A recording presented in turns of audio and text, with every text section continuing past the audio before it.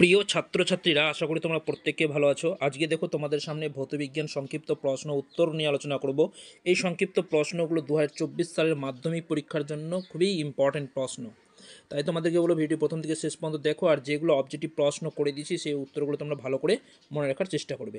দেখো এইভাবে তোমাদের সামনে 1, 2, 3, 4 করে সিরিজ নিয়ে আসবো, অর্থাৎ ভৌতবিজ্ঞানের সংক্ষিপ্ত প্রশ্ন উত্তর নিয়ে ভিডিও আকার তোমাদের সামনে তুলে ধরবো। তাই তোমাদের ভিডিওগুলো প্রতিটা ভিডিও তোমরা ভালো করে দেখবে এবং যেগুলো প্রশ্ন রেখেছি সেই প্রশ্নের উত্তরগুলো ভালো করে মনে রাখার চেষ্টা করবে। তো দেখো প্রথমে যে সংক্ষিপ্ত প্রশ্ন উত্তরগুলো দেওয়া আছে, যে প্রতিটা প্রশ্নের মান দেওয়া আছে কত 1 করে, আর এই 15টা করতে হয় তোমাদেরকে। আর এই প্রশ্নগুলো দেখো 4টা করে অপশান দেওয়া হবে, কোনটা সঠিক উত্তর তোমাদেরকে পিক করতে হবে। দেখো প্রথম প্রশ্ন কী দেওয়া আছে, প্রদত্ত কোনটি গ্রিনহাউস গ্যাস নয়? দেখো উত্তরটা করে দিচ্ছি নাইট্রোজেন। তারপরে একের দুই জায়গায় দেখো চার্লসের সূত্রের গাণিতিক রূপটি হলো ডি নাম্বারটা ভি ইজ প্রপোর্শনাল টু টি।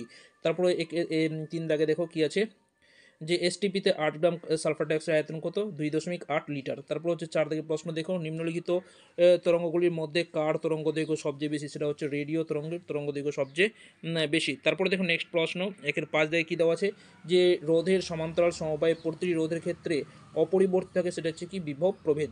তারপরে 6 দাগে দেখো, তীব্রতম তড়িৎ ঋণাত্মক মৌলটি হলো কি? ফ্লুরিন। তারপর হচ্ছে কি দেখো, কোনটি সমযোজী যৌগ? সেটা হচ্ছে HF অর্থাৎ হাইড্রোজেন ফ্লোরাইড। তারপর দেখো 1-8 দাগে কী দেওয়া হয়েছে, যে গোলীয় দ্রবণের বক্রতা ব্যাসার্ধ আর ফোকাস দৈর্ঘ্য এফ এর মধ্যে সম্পর্কটা কি? দেখো আর is equal to F two F, আর ইজিক্যাল টু 2F। তারপর নেক্সট হচ্ছে রোধাঙ্কের রাসায়নিক কি? সেটা হচ্ছে ওহম মিটার। যদি সিজিএস বলা হয় তাহলে ওহম সেমি সেটা হবে।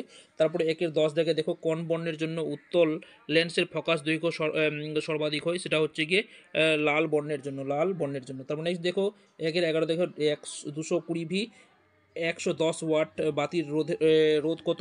444 ওহম। তারপরে দেখো 1-12 কী দেওয়া আছে, আধুনিক পর্যায় সারণীতে হ্যালোজেন মৌলগুলির অবস্থান কত? 17 নম্বর শ্রেণীতে। নেক্সট দেখো 1-13 কী দেওয়া আছে, নাইট্রোজেন অণুতে সমযোজী বন্ধনের সংখ্যা কত? সেটা হচ্ছে কি 3। তারপরে দেখো 1-14 কী প্রশ্ন দেওয়া আছে, রূপোর চামচে সোনার প্রলেপ দেওয়ার জন্য অ্যানোডের রূপে ব্যবহৃত করা হয়, কী ব্যবহার করা হয়? দেখো এই ইউ ব্যবহার করা হয়, অর্থাৎ রূপও ব্যবহার করা হয়। তারপরে দেখো নেক্সট কী দেওয়া আছে 15 থেকে, যে পাত্রে তড়িৎ বিশ্লেষণ করা হয় তা হলো কি? Voltmeter. তো এই ছিল এমসিকিউ প্রশ্ন উত্তরগুলো। এই প্রতিটি প্রশ্নের উত্তর তোমরা ভালো করে মনে রাখবে। দেখো এগুলো প্রশ্ন তোমরা বারবার যদি দেখো বা বারবার ভিডিওটা তোমরা রিক্যাপ করে দেখো, তাহলে দেখবে তোমাদের মনের মধ্যে থেকে যাবে। এগুলো কোনো মুখস্থ করার কোনো দরকারই পড়বে না। তোমরা বারবার দেখো ভিডিওটা, আশা করি তোমার প্রত্যেকের মনে এই প্রশ্নের উত্তরগুলো থেকে যাবে। তারপর নেক্সট দেখো 2 দাগে কী দেওয়া আছে, গ্রুপ বিতে দেওয়া আছে কি? এগুলো হচ্ছে গিয়ে সংক্ষিপ্ত প্রশ্ন। দেখো ফায়ার আইস কাকে বলে? মিথেন হাইড্রেটকে বলা হয় ফায়ার আইস।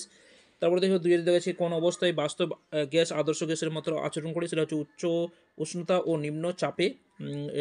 সেটা হচ্ছে গিয়ে বাস্তব গ্যাসগুলি আদর্শ গ্যাসের মতো আচরণ করে। তারপরে দেখুন তেজস্ক্রিয় হ্যালোজেন মৌলের নাম লেখো। সেটা হচ্ছে তেজস্ক্রিয় হ্যালোজেন মৌল বলছে অ্যাস্টাটিন।